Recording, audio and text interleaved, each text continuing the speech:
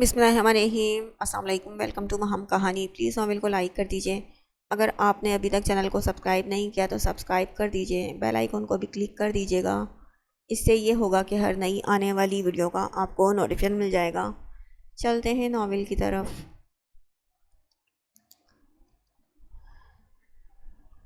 میں مناؤں گا مگر ایسے نہیں، ابھی ہم وہاں نہیں جائیں گے۔ تم تھکی ہوئی ہو، میں چاہتا ہوں ریسٹ کرو اور فریش ہو کر اپنی ماں سے ملنے جاؤ۔ ابراہیم نے اپنائیت سے اس کا سر تھپ تھپایا۔ میں جلد وہاں جانا چاہتی ہوں، مجھے اپنی اماں کے پاس رہنا ہے۔ وہ مجھے یاد کرتی ہوں گی، مجھے دیکھیں گی تو میرے بغیر نہیں رہ پائیں گی۔ وہ خالی نظروں سے شیشے کے پار دوڑتے مناظر کو تکتے ہوئے بول رہی تھی۔ ابراہیم لب کاٹنے لگا۔ کیا تم مجھے معاف کر سکتی ہو حمینہ؟ قدرے توقف کے بعد ابراہیم نے آہستگی سے سوال کیا تو وہ ناسمجھی سے پلٹ کر اسے دیکھنے لگی۔ کہہ دو کہ معاف کر چکی ہو، ناراض نہیں ہو۔ میں ناکارہ سا ہو گیا ہوں تمہاری اداسی پر۔ وہ مدھم لہجے میں بے بسی سے بول رہا تھا۔ باہر سفر کے ساتھ مناظر بدل رہے تھے۔ کاش زندگی کی مشکلات بھی ایسے کہیں پیچھے رہ جائیں۔ ابراہیم نے حمینہ کی خاموشی پر اسے دیکھتے ہوئے سوچا، میں آپ سے کیوں ناراض ہوں گی؟ وہ بہت سوچنے کے بعد بس اتنا ہی بولی تھی۔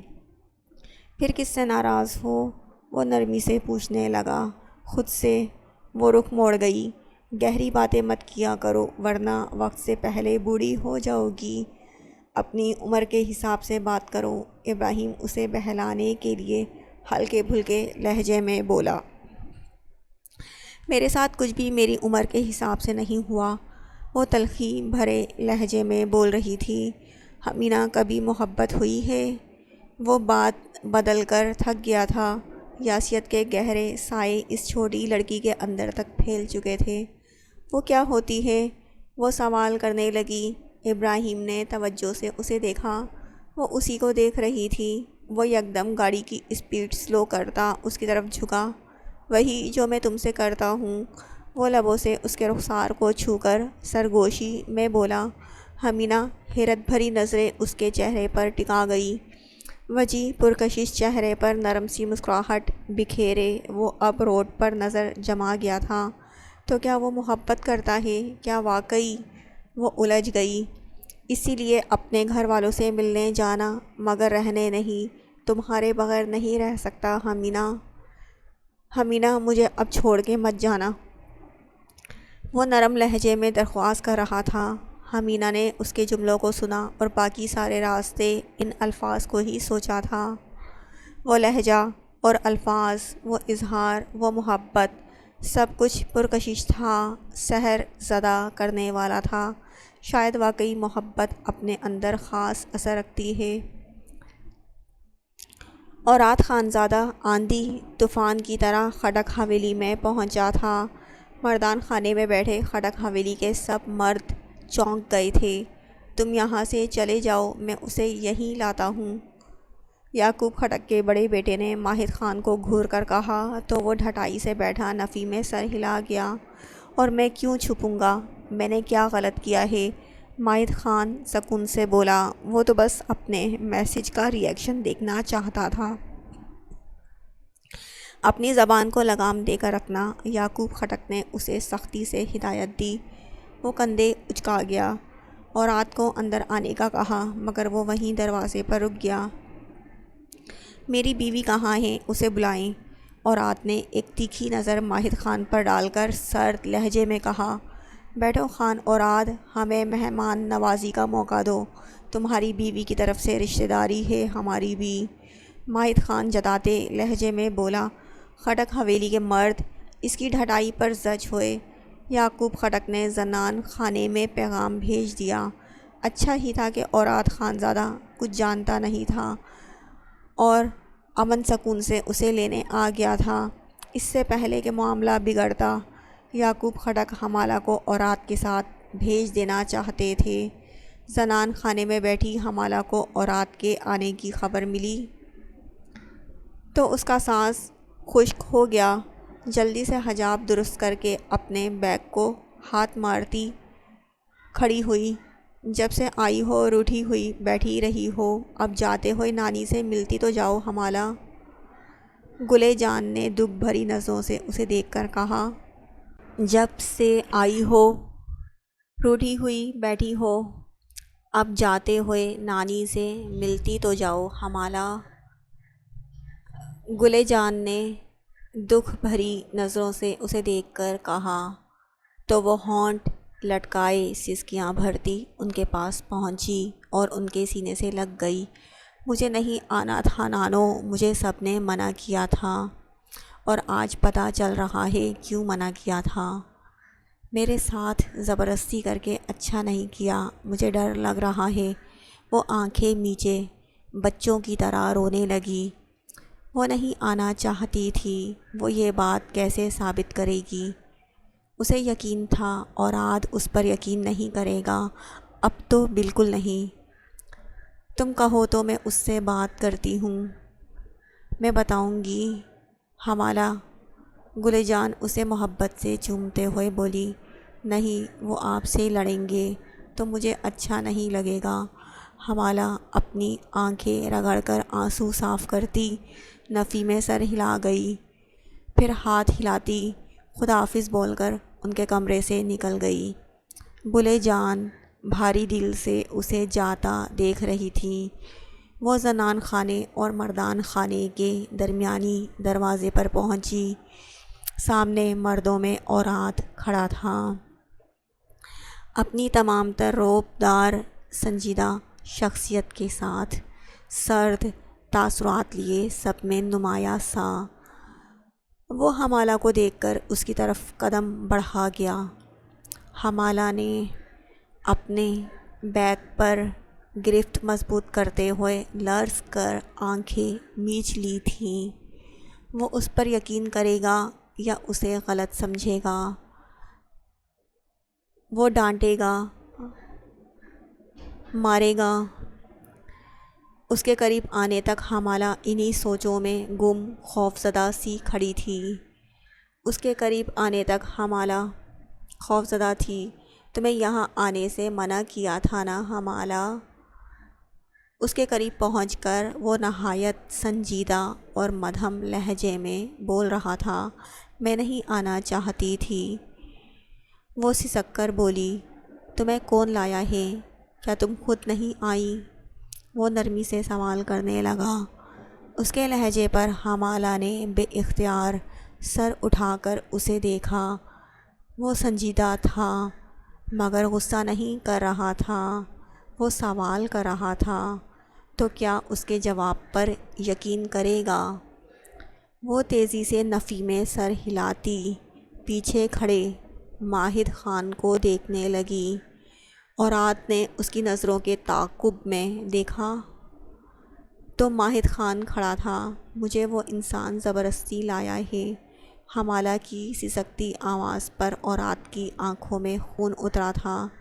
تم جا کر گاڑی میں بیٹھو، اس نے پلٹ کر سپاٹ لہجے میں ہدایت دی تو ہمالہ قدم با قدم پیچھے جاتی وہاں سے نکل گئی۔ ماہد خان تم پہلے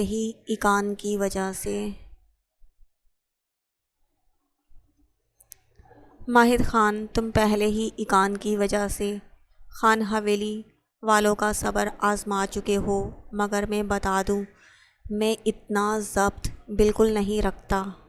وہ سرد لہجے میں بولتا اپنی پاکٹ سے ریوالور نکال کر اس کی طرف بڑھا۔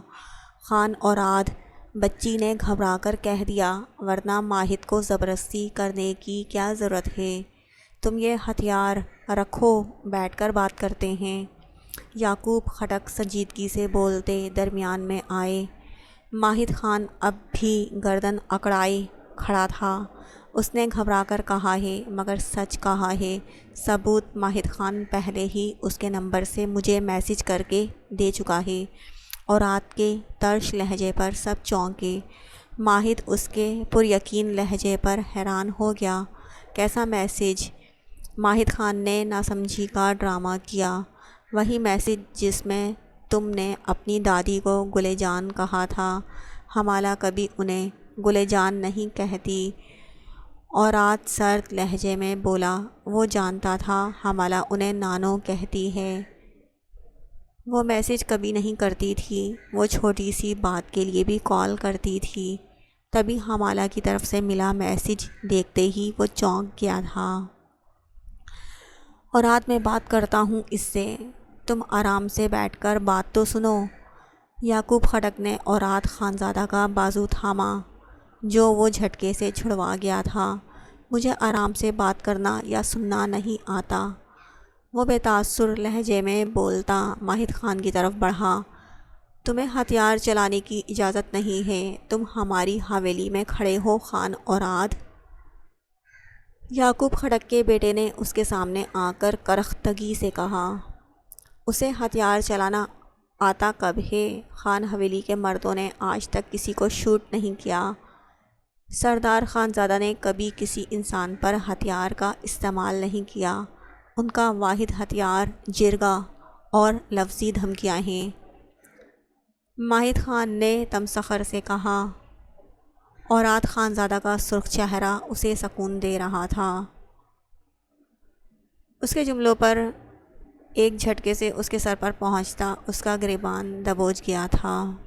تم نے ٹھیک کہا، خان حویلی کے مرد ہتھیار نہیں چلاتے۔ خانزادہ حدید نے کبھی ہتھیار نہیں اٹھایا، مگر تم شاید یہ نہیں جانتے، میں اورات خانزادہ ہوں، میں برے لوگوں کے لیے بہت برا ہوں۔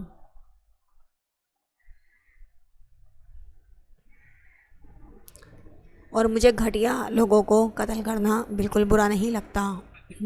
اورات خونخوار نظروں سے اسے گھورتا بول رہا تھا، دیکھو اورات خانزادہ، باقی سب نے اسے روکنے کی کوشش کی تو وہ ماہد خان کا گریبان پکڑے پلٹ کر ان سب پر ریوالور تان گیا۔ ایک لفظ مزید نہیں۔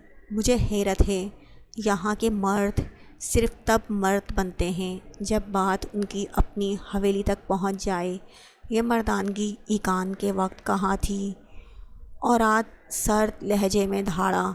ماہد خان گھبرا گیا، وہ آج پہلی بار ان کی حویلی میں آیا تھا اور پرانے حساب بھی کھول رہا تھا، اور میرا مسئلہ یہ ہے کہ وہ یکدم پلٹ کر ماہد خان کو بے تاثر نظروں سے دیکھنے لگا۔ میں بہت پہلے تم سے یہ حساب لینا چاہتا تھا، مگر مجھے روک دیا گیا، حالانکہ میں جانتا تھا تمہیں ڈھیل دینے کا مطلب سر پر سوار کرنا ہے۔ وہ برفیلے لہجے میں بول رہا تھا، کس کا حساب؟ ایکان کا، وہ جو آج بھی مجھ سے رابطے میں ہے۔ وہ مجھے معاف کر چکی ہے، وہ میرے ساتھ رہنا چاہتی ہے، جسے تم لوگوں نے زبردستی اس خان رباس کے ساتھ۔ ماہد خان کے طنزیہ الفاظ اورات کے زناٹے دار تھپڑ پر ادھورے رہ گئے تھے۔ وہ سر جھٹکتا کان کی سنسناہٹ ختم کرنے لگا۔ ماہد خان، اپنی بکواس بند رکھو۔ کیا بکواس کر رہے ہو؟ یعقوب خٹک نے دانت پیس کر اسے گھورا تھا۔ بکواس نہیں ہے یہ، میرے پاس ثبوت ہے۔ ماہد خان پوری شدت سے چیخا۔ ذلت توہین کے احساس سے اس کا چہرہ تیزی سے رنگ بدل رہا تھا۔ ایکان کی بھیجی طلاق کے مطالبے والی ریکارڈنگ وہ اوراد خانزادہ کے سامنے چلا گیا۔ اوراد اپنے بھائی کی پرسنل گفتگو ان سب کے درمیان سن کر اہانت سے سرخ ہوا، نیلی آنکھیں آگ اگلنے لگی۔ میں پہلے تم سے اپنی بیوی کا حساب لینا چاہوں گا، تم اسے زبردستی یہاں کیوں لائے؟ اس نے ماہد خان سے موبائل چھین کر پوری قوت سے دیوار پر دے مارا۔ موبائل ٹکڑوں میں بٹ چکا تھا۔ سب ہکا بکا سے اس جنونی انسان کو دیکھ رہے تھے۔ کیا ثبوت ہے کہ؟ ماہد خان نے بولنا چاہا جب وہ اس کے کندھے پر ریوالور رکھ کر چلا گیا۔ اورات خانزادہ، گولی چلنے پر یعقوب خٹک چیخا، میں نے پہلے کہا تھا مجھے آرام سے بات سننا نہیں آتا۔ آخری بار بتا رہا ہوں، میری حویلی کی عورتوں سے دور رہنا۔ وہ درشت لہجے میں بول کر ماہد خان کو جھٹکے سے چھوڑتا باہر کی جانب قدم بڑھا گیا۔ تم گھٹیا انسان! ماہد خان نے پیچھے درد سے چیختے ہوئے اس پر بولنا چاہا جب وہ پلٹ کر اسے اگلا لفظ مزید بولنے کی مہلت دیے بنا اس کی ایک ٹانگ پر فائر کر چکا تھا۔ تیسری گولی تمہارے دل تک پہنچے گی ماہد خان، اور اگر تم لوگ اس کی موت نہیں چاہتے تو اسے سنبھال کر رکھو۔ میں خانزادہ حدید کا بیٹا ضرور ہوں، مگر میں ان جیسا محتاط بالکل نہیں ہوں۔ انہیں قتل حرام لگتا ہے اور مجھے تم جیسے لوگوں کا قتل جائز لگتا ہے اور ضروری بھی۔ اور رات خانزادہ نے اسے دھمکا کر رخ پھیرتے ہوئے وہاں موجود سب مردوں کو جتایا اور وہاں سے چلا گیا۔ یہ ہوتا کون ہے ہمیں دھمکانے والا؟ خٹک حویلی کے مرد دانت پیس رہے تھے۔ ماہد خان کو اٹھا کر فوری ہاسپٹل لے جایا گیا۔ وہ یہاں ہمارے سامنے ماہد پر فائر کر کے گیا ہے اور آپ نے ہمیں روک دیا۔ آپ کو کیا خوف ہے آخر؟ سردار خانزادہ کا اپنا بیٹا قتل کرنے کی کوشش کر کے گیا ہے، اب بھی اس سے ڈریں گے آپ؟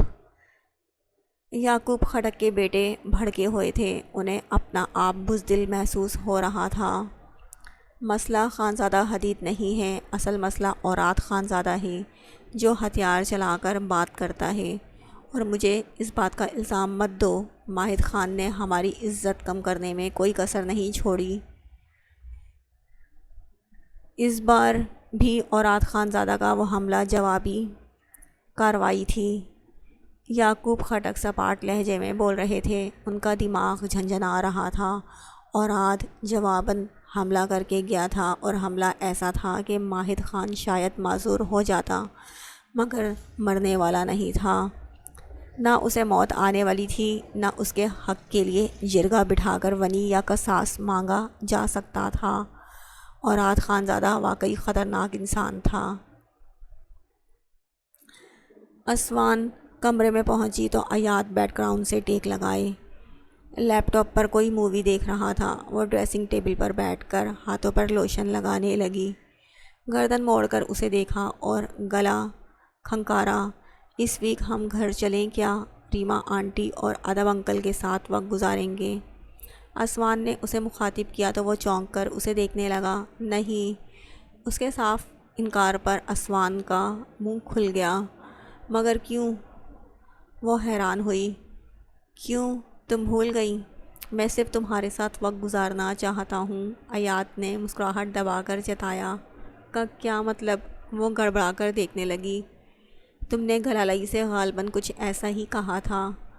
وہ ابرو چڑھا کر اسے یاد دلا رہا تھا۔